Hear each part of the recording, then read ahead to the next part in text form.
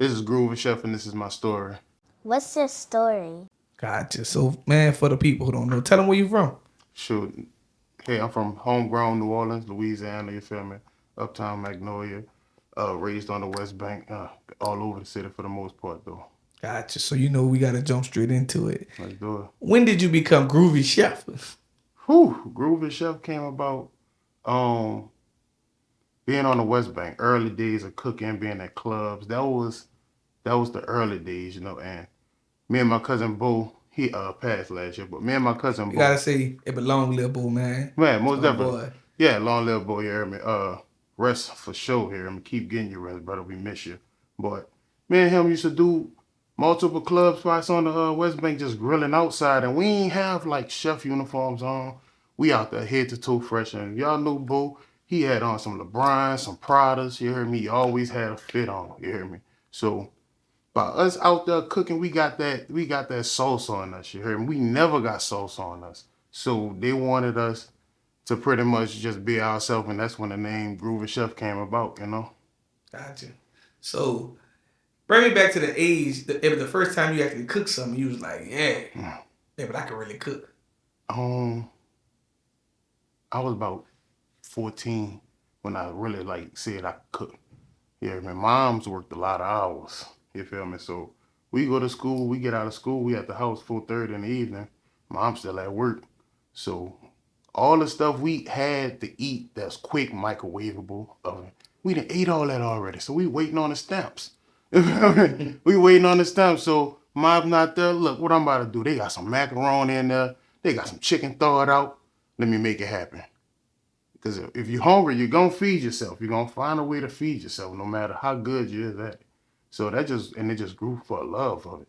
And I kept doing it, kept doing it, kept doing it. She gave me a chance to do the gumbo for Thanksgiving one year. And that's when I know I had it. And that's crazy, but you say, I'm like 14, I got a son.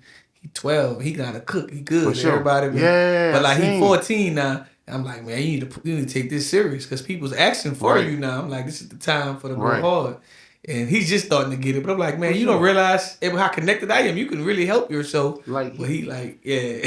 he got a bigger platform to do it. You hear me? As they looking for young chefs. Yeah, he don't. They want Yeah, they I'm want them trying at to push him. age. And he go to St. Aug. I'm like, man, if you go there and build your network, you'll be Opportunities. blessed forever. Oh yeah, for sure. But you got to go and talk. You gotta, He a yeah. little shy. He don't like to talk. Oh, that he got So to that's the talk. problem. He don't like to talk. So It'd be like that. yeah, And that's how it was. Like I ain't want I ain't want to network with nobody for a while because I was always in the back. That was my reason for not talking to people. I'm in the back. right. So once I had to get out there, actually do these deals and stuff, now I got to look a man face to face, woman face to face, and actually talk to him, build a relationship to be able to do whatever it is you wanted to do. Gotcha. So we got to jump in this, like like far as jumping into the restaurant industry. Hey, but what was the first restaurant that you actually I'm like worked for? Like worked for Like you got hired to actually cook. Popeyes. Popeyes. That was a 2 month deal, and I quit. And I quit. Why you quit? I knew that wasn't for me from the jump. I just wanted to help moms and put a little extra bread around, but I knew that wasn't for me. So I left that be. So I'm gonna ask you this. So and like what year did you start doing your own thing? Uh, 2017, full throttle, working for nobody, taking L's, wins, barely breaking even. You feel me? That's when it hit for me. Like, all right, I could do this. You feel me? Catering, doing this club, Corey. We had that jumping for a while. Always rented out corner store kitchens and anywhere in the city. Wherever I lived at, I got cool with the people in the neighborhood store and rented the kitchen out. And that's when I was just making money, paying my bills, doing that. Gotcha. So and for the people watching this, but what's the most you actually made in like one day of like doing it? Um, 14 bands. And 14 bands off food. All food after what you made back with your spun.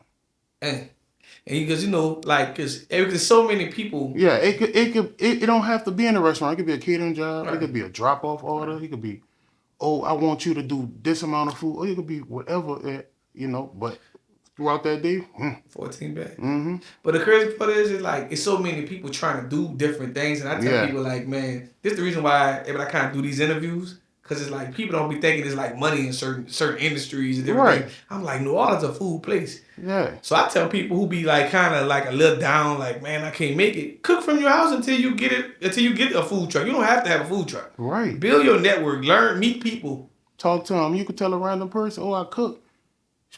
Be that person to pull your phone out and show your food. All you gotta You really feel do me? is meet somebody working at every hospital and just have some good food. That's what it is right now. Right. I'm like, when I do my pop-ups, I ain't gotta post it really. I get phone calls every day, all day. hey, but What my you wife cooking? work at the hospital. I always tell people like, man, What you cooking? hey, but let her try your food. Yeah. She work with boo people. She gonna tell them like, oh, For it's sure. y'all. Yeah, that's how it works. This is a word of mouth thing. Everything ain't gonna come across the internet because you're on that one moment and you're going the next moment. You feel me? So you can't really rely on the internet. And like being a cook, you ain't got enough time to be on the internet all day. You don't. You trying to serve plates. Right. Yeah. Everything moving fast. 90% of the time when content been made, that content, when I got downtime, I can make a plate now. You feel me? And take a video. I got 10 minutes I could do the video for it. Other than that, I don't be having time for content because you be moving so much. So I'm gonna ask you this question. Hey, so what's the up and downs of like just being one cook chef in New Orleans? It's a lot of that's what we known for down here. So everybody else gonna eat somewhere else. They got somewhere that's popping right now. You gotta compete with the big people. If you ain't a big dog, you ain't there yet, you gotta compete with the big dog. You gotta be the person to say, I don't want them to go to this restaurant chain. I want them to come to little old me and eat today. That's the hard part because food everywhere down here. You gotta stick out. All right, and the main thing is what I see people complain about. They like, dang, he charging this much or she charging this much from our house. I can go to the restaurant. But also people like ain't noticing like the food costs a lot. Mm-hmm. Also, some people are bringing the food to you, delivering. Mm-hmm. But like everybody ain't gonna understand if you're a profession. Right. With that is like the only reason the restaurants making it affordable because they want you to buy from the bar. They want you to buy a dessert afterwards. They want you to buy everything they got to offer from them. So when you say, "Oh, I got this, I got these plates," you feel me? The restaurant got all that too, but I'm gonna have that too one day too. But I got to work up to the restaurant point. And then everybody got to start somewhere. So if you want to say, hey, this person plate high, the restaurant plate this, that person had to go get that food themselves. They had to bring it in their house. They had to prep. They had to put it in the plate, make it look pretty. They had to market it. They had to do all these things just for you to get that plate. And they got to charge you a delivery fee because gas costs. So, it's a business at the end of the day. Yeah. It's a business. It's all part of business. Gotcha. And also in New Orleans, it's like, a lot of restaurants are actually closing down too because of the price. Like a lot of people not used to gratuity or these different type of prices. Right. So like so many restaurants are trying to catch up with Houston and Atlanta, and people are like, I'm not used to you doing it. Mm-hmm. So like if I was a cook, I would actually rather cook from a food truck or at home, so you don't have to kind of do that. Worry about all those expenses. Right. It's a lot of expenses with restaurants. And also like, if you've been cooking before, all these foodies and like influencers came out now. Yeah. So how do you feel about how these people just can come down here and judge you or change your life? We needed to get humble. We needed to get humble down here because I don't want nobody to think everybody could cook in the world. Everybody can't simply do the same thing. Now, everybody have their own style and flavoring, but what's going to stick out to where everybody like it? So when dude come down here and the food is to our liking, we accepting it. But over time, they changing our palate with this same old food, downgrading the quality of it. Homemade that's been staying upstate, he getting fresh veggies and all that all day. He ain't using frozen veggies like some people do down here. So when you taste something and it ain't got that quality taste, that's why he pretty much giving his honest opinion. We needed that down here. That made a lot of people really get on their shit. Like Yeah. people really put themselves out there, and it's always good to be arrogant about your stuff. Some always to be proud about your food. You feel me? But if you know you ain't coming correct, you should never call that man. And I can lie to you, in this city, everybody got that pride and arrogance. Everybody feel like they the best or they got the best of something. Oh yeah. Oh yeah. I hear something different from a person every day. You're not gonna please everybody. You try your hardest too. You feel me? But at the end of the day, don't let it stress you, cause this person might don't like their food this way. This person might don't like it this way, and all you gotta do is serve what you think is best for the business. I want to ask you this question because I have a lot of people from Lafayette come down here. Have you ever ate food? I'm like out there. Yeah. So I'm gonna ask you your audience opinion. Like I know what you're gonna say, but I'm gonna say they always say that Lafayette people cook better than New Orleans. I know that. I want to hear your opinion because you ain't Um, actually had any food. People from Lafayette, all right. If they make like go get a simple barbecue sauce, they gonna get diced pineapples, jalapenos, whole bunch of extra aspects. And when people see that being put together, they be like, ugh, different. They're just different things you seeing being put together. It's not normally put together, and that's what Lafayette do. They simply just putting stuff together that normally not been put together, and they making it taste good. Now to us, we know it's like, man, what you got going on right there, But with us, we got the same 3 4 ingredients and down to everything. So we consistent. We know what's going on. They kind of complicated with their food. Right. And like this is what I tell them all. Like, if Lafayette food was that good, someone would have traveled and told the Yeah, world about it now. Like, it's a right. reason why they come to Louisiana to see New Orleans. Mm-hmm. And the crazy part is, I do agree that a lot of food people like food critics who come down here ever go to tourist places. But now the food influencers like a Keith Lee Right. or Chime Time are going to black businesses that really got seasoning. Yeah, for But like sure. for the longest, they were going to French Quarter shit. Mm-hmm. I'm gonna tell you, in the French Quarter, bad shape right now. Yeah. French Quarter in bad shape right now. They got a lot of chefs that come down here and do their shows. The restaurant's not open no more Yeah. because they can't do it the way the rest of the world do it. We got to do it the New Orleans way, and sometimes the New Orleans way is unorthodox, Right. and that's why a lot of these stores close. Because once they sink that unorthodox style, they ain't getting no more business. So we gonna pay it forward. Even though if you might not want to do it, you ain't gotta do it. I'm You still ain't asking. I gotta put it in do it. the. We gonna put it in. I'm gonna ask you anyway. All right. What's your top 5 New Orleans restaurants? Restaurants. All right. Like if a person watching this, who do you recommend them to go see? Minnie and John's, new restaurant, in the Uptown area, the Carrollton area, brand new, off of Magazine. They got some good food, legit fried pork chops. Not fried pork chops, fried turkey necks. Go crazy over there. You hear me? What's another one? I can't really think of too many of them because I cook for myself. I don't we go out to eat for special occasions. Like I went out to eat early because I've been working. So we go Right. eat some sushi. I don't want you to give 5 people. All right, all right, People all that right. like places that you ate and you was like, okay, I'll Boom. recommend it. All right, you got Huskies on Ferret. That's a steakhouse.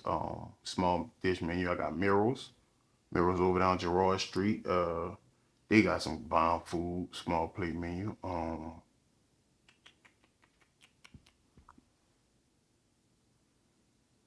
Mm, mm, mm, mm. I don't know too many of Just them eat right your now, food, bro. huh? Fleming Steakhouse got some good stuff for sure. Gotcha. So, but where do you see, you yourself in cooking everything going? I'm like 3 years from now.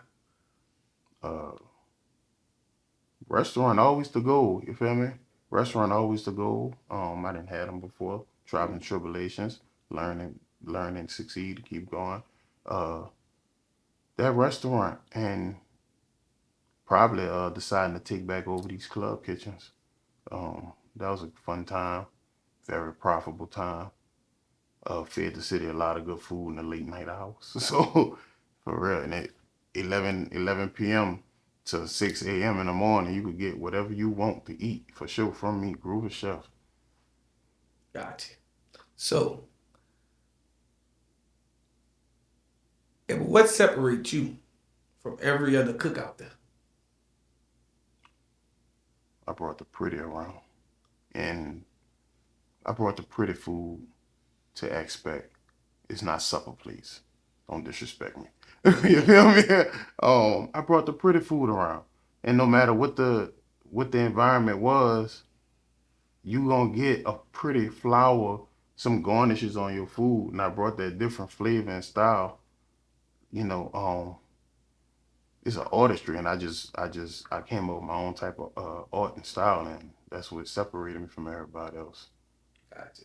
So, actually, this question, I don't know, but like, do you ever deal with like other people that's in your industry be hating on you? Once before, once before. Yeah, once before. Setting up somewhere and dude pull up 2 in the morning. I've been there since 9. You must got to deal with the owner. You feel me? Shut it down. Call the police a few times. I try to downplay it. Tell them, look, once my grill cool down, I can move it back on the truck. Once they see me light that bit back up, that was over with. But yeah, to this day, I don't deal with Buddy. Yeah, man. It happened once. That's why I always stayed in the building, always inside and not outside. You know. Gotcha. So, like, but what made you start like going to like, you know, to like actually cooking, I'm like strip clubs? Uh, G Will and Musa. Um, I had Korea Kitchen at the time. On Decatur, I had Korea going, and G Will, he my cousin. He hit me up. He was like, "Yeah, what you got going on?" We were like, "About to open up a club." So I know he ain't never tell me nothing about it like 2 weeks prior because we had just did a brunch together. So he was like, "Yeah, boom." I went there, met Moo, met the rest of the partners, Jeremy Dollar, and we came up with a idea to just change the scene on food and to make people want to come for food for ass. And it worked out. Pretty. Uh, all the stuff everybody wanted, like lamb chops, salmon, pastas, breakfast, but on another level, and we got it done. I ain't gonna lie, but I used to come to pressure on like 2 in the morning for the egg rolls, though you ain't always have them. But I'm just saying. That was one of them ones that ran fast, bro. They ran fast. We was for the 3 days we was there. We sold a lot of food for the 3 days we was there. Gotcha. So, for the people, tell them, like, what's next for you? Um, right now, I'm pursuing the private life of the chef. Right now, um, most people when they come see me, they see me when I'm doing my sous chef thing at the spot I'm at. They still ask for it, but for the most part, I just do pop-ups right now. Keeping it fun, chilling with my kids, giving myself some time. Uh, Shit, for the past 5 years, I worked every weekend. I did 6 hour days, 18-hour shifts. So right now I'm just just planning forward first. Pop-ups here, pop-ups there. People still call me every day, so it's still moving. So when I'm ready to relaunch, it's gonna be the restaurant. When I'm ready to go back on 100 full steam, it's gonna be the restaurant. Gotcha. So, do you have any advice for any kids that's watching this right now, thinking about being a cook or anything like that, like a chef, whatever? Scared money don't make no money, bro. Uh, put yourself out there. Stop. Put your foot in the door before they could close it. Like simple as that. You gotta block them from closing the door.